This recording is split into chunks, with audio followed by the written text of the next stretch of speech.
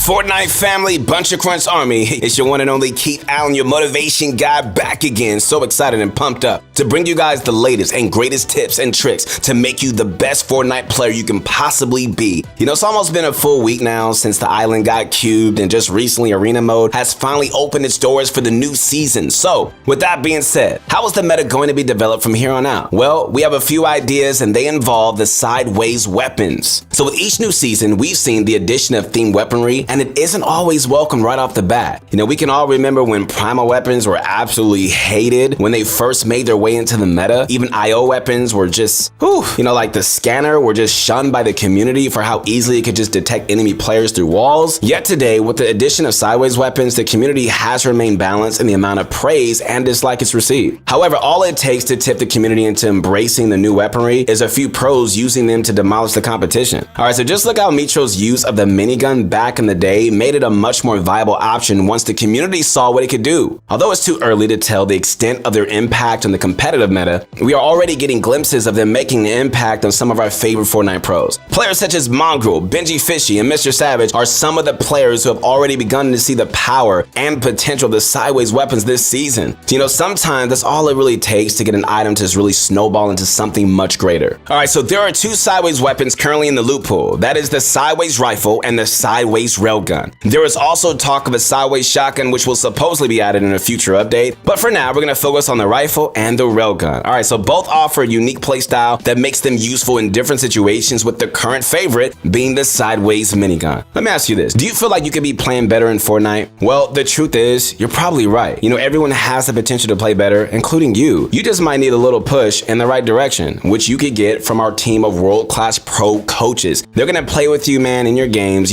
guiding you past all your mistakes so you can unlock your hidden Fortnite potential. All you need to do is click the link in the description to reach proguides.com. Sideways pockets and anomalies. If the sideways weapons are going to become heavily evolved in the meta, then the first thing to take into consideration is how to obtain them. There are two main locations where these weapons are available, and both involve a little RNG. That's through sideways pockets and sideways anomalies. The pockets usually cover up a large portion of the main POI, similar to how the UFO would be covering an entire area during each match. You can spot them easily as the big orange circle when you pull out your map. Anomalies are like smaller versions of the sideways pockets that are represented as shining purple spots on the map. Usually they will spawn in 3 separate locations, but more on that later as we discuss the best ways to get your sideways loadout ready in the early game and including them later on as the match progresses. Alright, so the minigun is always a welcome addition to the Fortnite meta. This time around, we got the minigun back with a twist. The new sideways minigun is a weapon that can be upgraded with monster parts. This weapon benefits from getting more powerful and more precise the closer it comes to overheating. With the weapon's quick fire rate, the extra power absolutely shreds through builds and shields better than the original. Just looking at Cypher PK's stream from a few days ago showcases just how easily it could do just that. This can make the weapon very useful for tearing down builds in the late game and a viable option to consider when deciding loadouts for your squad. You never know when you're going to need to level the playing field or have suppressing fire. So the sideways rifle is a hit scan weapon. First shots always have more accuracy and can be continuously shot for the overheat bonus. Seeing as mythics are always less common, it's interesting to see them just be made more available through crafting. The mythic sideways rifle in particular rewards players with a whopping 57 body shot after 4 continuous shots. Even at lower rarities, the sideways rifle is still a very capable weapon. The green variant has a 65 headshot damage after 4 shots, and the legendary variant has a pretty solid 50 headshot damage prior to overheating and a 50 body shot after your first 4 shots. So seeing how powerful these weapons can be, our next questions are, what do I need to upgrade them and how much? So how much does each upgrade really cost? We've taken the time to break it down for you to start with the most common drop being the green rarity. 15 to upgrade to blue, 20 for purple, 25 for gold, 50 for mythic. Monsters will drop either 3 or 5 parts depending on how powerful an enemy is. You're going to be able to tell the difference depending on the size of the monsters. Some are the same size as you, while others are clearly much larger and deadlier. They will also commonly drop ammunition and fill up your shield bars, so don't be afraid to use your ammo when taking them down. So one good strategy on how to get the most out of your cubes is to skip the 15 cubes required to upgrade a green weapon to blue, and instead focus on finding a blue weapon and upgrading it to a purple. And blue weapons are actually not that hard to pull from a sideways chest, and saving your cubes for the better weapon guarantees that you're going to need to spend less time grinding enemies and more time getting yourself to the next fight. So considering how important it's going to be to rack up elimination points, you might want to drop in your main POI first. One strategy we recommend is to hold off on entering the main sideways bubbles and instead aim for these purple points on the map when you get the chance. Alright, so what exactly are they? Well, these are the tinier anomalies that we mentioned earlier that expand into a smaller version of what you see on the main POIs. These will usually be scattered at random points in the map, so you can just plan to include them in your loot routes whenever they become available. Okay, so the good thing about these tinier pockets is that they are less contested compared to the main anomaly bubbles. Another perk is that while the main bubble stays in the same position and can be caught in the storm, the smaller ones can spawn further inland, meaning you're gonna have the chance to enter later in the match. As the match progresses and the player count dwindles, these sideways anomalies can be easy pickings, so if you would prefer to focus on your main POIs first, then do so as the storm closes in. Take advantage of your more powerful loadout to get more monster cubes. Each sideways anomaly is guaranteed to have at least one chest upon activation. More importantly, these anomalies usually occur in very flat areas, and while rocks are generated to give the field a few more obstacles, it's usually much easier to avoid enemies and avoid them without, hitting the side of a building. So go for it and just start taking down enemies. And so while your first instincts may be, to beat the boss before the timer runs, consider your position. Are you entering in the early game or later on when you and your squad have better weapons? If you're going in early, your main target should be the smaller monsters that continuously spawn. They don't take that long to take defeat and are more consistent source for just monster cubes. Just one trip into these smaller pockets can land you with an epic weapon right off the bat. Alright, so just keep in mind that there is a time limit, and once that's up, man, the enemies in any unopened chest will vanish. This is where another benefit of going for these smaller pockets really comes up, because the sideways disappears at the end of the time limit, and it also makes all the monsters vanish as well. Now you are free to really pick up any ammo and monster parts that were dropped without getting smacked by enemies from all sides. This is an excellent way of gathering pistol rounds, which are going to be extremely important if you plan to keep the sideways minigun in your inventory throughout the match. Once the sideways anomaly raid is done, a new one will become available not too far from the one you just completed. And so if you still want to try to get your weapon to legendary or even mythic, then this is the perfect opportunity to do so. However, keep in mind, guys, that an epic should be able to carry you until you can get more monster parts off the players you eliminate. So one amazing strategy that we've noticed going around is the reboot van trick. So if the anomaly covers an area where a reboot van is present, then you're going to want to get on top of the van. Why? Well, it's going to make the monsters stop dead in their tracks. The only thing that you're going to need to worry about is the few monsters that have a ranged attack, but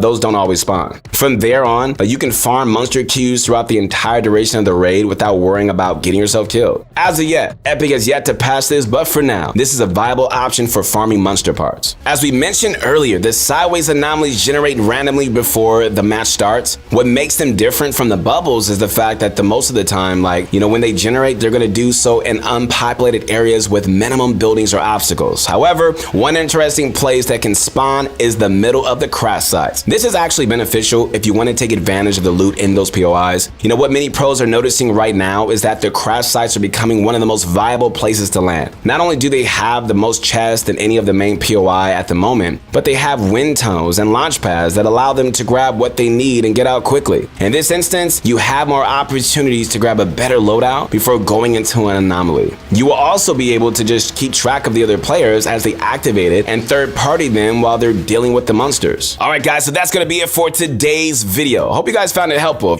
With the competitive scene waking up from its very brief hibernation, we're definitely going to be seeing the meta shake up. So be sure to keep up with our videos so you can get the edge on your opponents. Once again, this is your motivation guide, Keith Allen. If you guys liked the video, make sure you guys subscribe to the channel. We have some amazing content coming out. We'll see you in the next one. Peace.